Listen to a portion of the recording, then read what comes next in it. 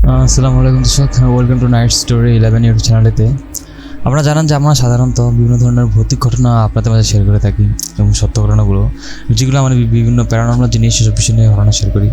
তো আপনারা যারা আমাদের ফেসবুক পেজে বা ইউটিউব চ্যানেল নতুন, তারা অবশ্যই সাবস্ক্রাইব করবেন, ফলো বাটন থেকে ফলো করে দেবেন। এবং আপনারা যদি এরকম কোনো ঘটনা থেকে থাকে তাহলে আপনি নির্দ্বিধায় আমাদের কাছে পাঠাতে পারেন। আপনার ঘটনা যেভাবে পাঠাবেন তা হচ্ছে আমাদের ইউটিউব চ্যানেলে যে দেখবেন যে আমাদের ফেসবুক পেজের লিঙ্ক দেওয়া আছে।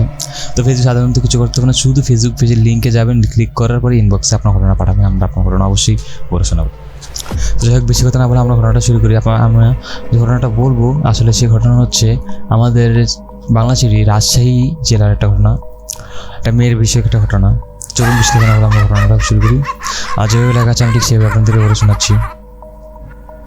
কয়েক মাস আগের কথা, সেদিন প্রবল ঠান্ডা হাওয়ায় গায়ে জ্যাকেট পরে বিকালে বই কিনতে গেলাম আন্দরকিল্লায়।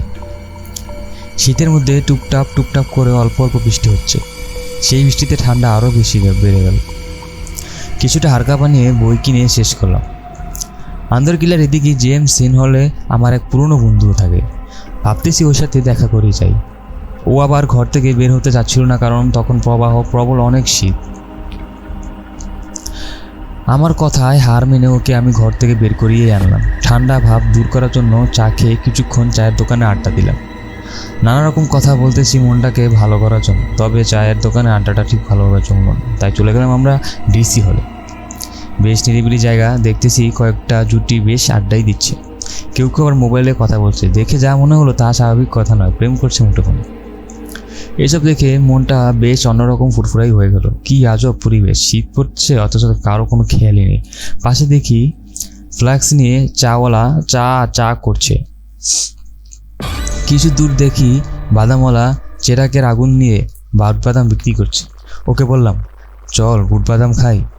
ও আবার অন্য প্রকাশ করলো, জোর করে বললাম, আরে চল না বুটবাদাম খেয়েই আসি। বুটবাদাম কিনে সাথে সাথে আরও বেশি আড্ডা জমালাম। আড্ডা দিচ্ছি ঠিকই, কিন্তু চোখ আমার সবখানে। কে কি করতেছে না করতেছে লক্ষ্য করতেছি। দেখি একটা দম্পতি তার মেয়েকে নিয়ে ডিসি হলের মঞ্চে থাকা জায়গায় বসে তারা কথা বলছে। আচ্ছা, আবার একটা ছেলে একটা মেয়ের হাত ধরে হাঁটাহাঁটি করছে। হঠাৎ দেখি একটা মেয়ে গেট দিয়ে ঢুকে একলা কিছুক্ষণ ঘোরাঘুরি করতেছে। ওর সাথে পাশে কেউ নেই। আমাদের পাশে থাকা বসার জায়গায় কিছু দূরে বসে আছে। মেয়েটার সাথে দেখি আসলেই কেউ নেই, কিন্তু রাত তো হয়েই এলো, শীত পড়ছে, একলা বসে থাকা মনটাও মানেটা কি আসলে? গায়ে কোনো শীতের কাপড়ও দেখতে পাচ্ছি না, শুধু সেলোয়ার কামিজ পরা মেয়েটি। চেহারাটা পরিষ্কার বোঝা যাচ্ছে না, আফসা আলুতে কিছুটা দেখছি। আচ্ছা যাক, নিজের কাজে মন দিলাম। আমার বন্ধু আমার সাথে বকবক করতেছে, কিন্তু আমি তার কোনো কথা শুনছি না। আমি শুধু এই পাশ ওই পাশ করে তাকিয়ে আছি। আচ্ছা, কেউ দেখছি মুক্ত উদাসে মনে সিগারেট টানছে, আবার কেউ দেখছি চলে যাচ্ছে নিজ নিজ গন্তব্যস্থলে। প্রায় খালি হয়ে এলো জায়গাটা, কিন্তু মেয়েটা এখনো উঠছে না। এই কারণ এখন আমরা ভাবছি যে নিরাপদ না, কারণ রাত 9:30 বেজে যাচ্ছে। আমার বন্ধুর সাথে রাস্তায় গল্প করে এসে ওকে বিদায় দিয়ে আবার আন্দরকিল্লায় আসলাম। আমার বাসার কাপ্তাই রাস্তার মাথা পরে কাজিরহাটের ভিতরে গলিতে। একটন কালুঘাট বাস ধরতে হবে, কিন্তু এত দূরে বাস পাওয়া মুশকিল। আন্দরকিল্লা জায়গাটাও দেখি থমথমে। মনে একটা সংশয় হলো, অন্যদিন তো এভাবে থাকে না, কিন্তু আজ কেন? এসব কথা চিন্তা করতে করতে চিন্তা বাদ দিয়ে বাস আসার প্রতি মনোযোগ দিলাম। আচ্ছা, কোনটাও বাস যাচ্ছে না, যাচ্ছে পদ্মার হাট পর্যন্ত। ভেঙে যাওয়া অনেক কষ্টকর, তাই আরও কিছুক্ষণ অপেক্ষা করতে থাকলাম। কিছুক্ষণ দেখি একটা নতুন বাস কালুরঘাট বলে চিৎকার করছে। আবার মনে সংশয় হলো, এত বড় বাস এত রাতে এত সহজে যায় না, বাসটা বেশ নতুন। বাসে উঠে পিছনের সিটে গিয়ে দেখি ওই সেই মেয়েটি যাকে আমি একলা ঘোরাঘুরি করতে দেখেছি ডিসি হলে।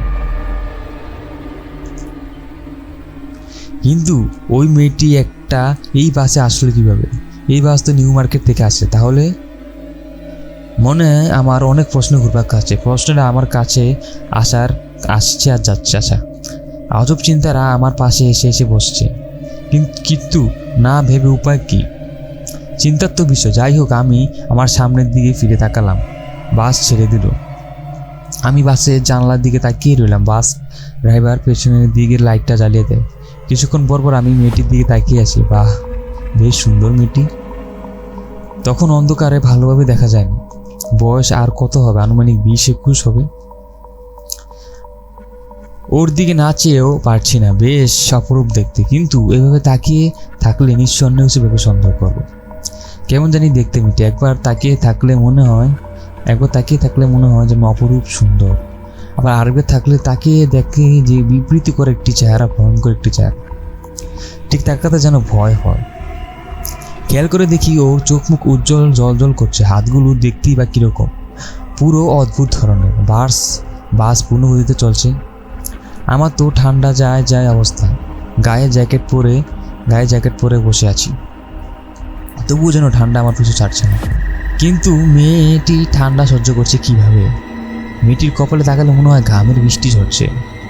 এভাবে করতে করতে সব যাত্রী কোন সময় যে নেমে গিয়েছে তার টেরও পাইনি। এত বড় বাসের মধ্যে আমরা 4 জন, বাস ড্রাইভার, আমি আর কাউন্টার।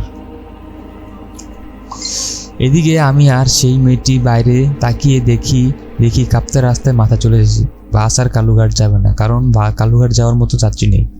বাস থেকে নামতেই দেখি রাস্তার চারিদিকে সব শূন্য, কেউ কোথাও নেই। কাউন্টারকে টাকা দিয়ে আমি মেয়েটির আগেই হাঁটা দিলাম। প্যান্টের পকেট থেকে মোবাইলটা বের করে ঘড়ি দেখলাম, রাত 11:58। এত রাত হয়ে গেছে, নিজেও বিশ্বাস করতে পারেনি। সামনের দিকে ফিরে তাকাতেই দেখি মেয়েটি কোন সময় আমার আগেই ক্রস করে হাঁটা শুরু করেছে। আমি তা ভাবতেই পারছি না, এত তাড়াতাড়ি ক্রস করলো কীভাবে? আমি তো মেয়েটির আগেই ছিলাম। অবাক চোখে পিছনের দিকে ফিরে তাকাতেই দেখি পিছনে সেই বাসটিও নেই। এত অল্প সময়ের মধ্যে চলে গেল কীভাবে? অন্তত বাসের ইঞ্জিনের শব্দ তো শুনে যেত, অথচ শুনতে পেলাম না। আমি আবার সামনের দিকে ফিরে তাকাতেই দেখি মেয়েটি হাঁটা চলা অন্যরকম, ঠিক স্বাভাবিক মেয়েদের মতো নয়। আমি মেয়েটির থেকে 20 হাত দূরে। ভালো করে খেয়াল করে দেখি মেয়েটি থেকে কী যেন আস্তে আস্তে গলে যাচ্ছে। আমি তো ভীষণ ভয় পেয়ে আছি, কারণ রাস্তার আশেপাশে কোনো মানুষ নেই, পুরো জনশূন্য, জনমানবহীন অবস্থায় পড়ে রয়েছে। নিস্তব্ধ জায়গায় শুধু আমি আর মেয়েটি হাঁটছি। হাঁটতে দেখি মেয়েটি কেমন জানি রূপ পরিবর্তন হচ্ছে। আমি ভূত প্রেতনিতে এসব বিশ্বাস করতাম না, কিন্তু আমার চোখের সামনে কি এসব ঘটে যাচ্ছে নিজেই তা বিশ্বাস করতে পারছি না। আমার মাথা তখন ঝিমঝিম করছে, শীতের মধ্যেও আমার শরীরে ঘাম ঝরছে। নিজেকে নিয়ন্ত্রণ করতে পারছি না, কারণ আমার এক হাত ভয়ের বোঝা। হঠাৎ চোখের পলকে দেখি মেয়েটি নেই, উধাও হয়ে গেল মেয়েটি। আমি হাঁটতে না পেরে চোখ মুখে অন্ধকার দেখছি। রাস্তায় পড়ে যাওয়ার মতো অবস্থা। আলোকিত রাস্তায় স্ট্রিট লাইটও আমাকে আলোক করতে পারছে না। সব কিছু যেন স্থির হয়ে আসে, মনের দম ফুরে যাবার উপক্রম। আকাশের দিকে তাকাতে দেখি আকাশে একটি তারাও নেই, আর সব শূন্য। আমি নিশ্চিতভাবে ভয়ে আমার বাসার দিকে এগোতে থাকলাম। বাসায় পৌঁছাতে শুকনা জায়গায় একটি পিচ্ছলে আছাড় খেলাম, তবে ভাগ্য ভালো পড়ে যায়নি। পাশে গিয়ে অন্য কিছু না ভেবে সোজা ঠান্ডা পানি গিলতে লাগলাম। ভাবতে লাগলাম আজকে কি হলো যা আমার জীবনে ঘটেনি। কিন্তু মনে একটা প্রশ্ন, মেয়েটি গেল কোথায়? এই বলে তিনি তার ঘটনাটা শেষ করে। আসলে ঘটনাটা আমাদের রাজশাহী জেলার একটা ঘটনাটা খুবই ইন্টারেস্টিং, কারণ রাত্রেবেলা এরকম মানে মানুষের বেশে ঘুরে ফিরে আসলে এসব বড় এলাকায় আসে, যেহেতু এলাকা জনমানবপূর্ণ এলাকার ভিতরে এরকম হয়ে থাকে, যা আসলে সাধারণত খুব একটা সচরাচর দেখা যায় না। ঘটনাটা খুব ইন্টারেস্টিং, তাই আপনার মাঝে শেয়ার করলাম। তো যাই হোক, ঘটনাটি পর্যন্তই, এবং আপনারা ঘটনা থাকলে পাঠাতে পারেন আমাদের ইউটিউব চ্যানেলে, আমরা আপনার ঘটনা পড়ে শোনাবো। আজকের টুকুই, দেখা পাবো নতুন একটা ভিডিওতে। তখন সবাই ভালো থাকবেন, সুস্থ থাকবেন এবং আমার জন্য দোয়া করবেন। আসসালামু আলাইকুম ওয়া রাহমাতুল্লাহ।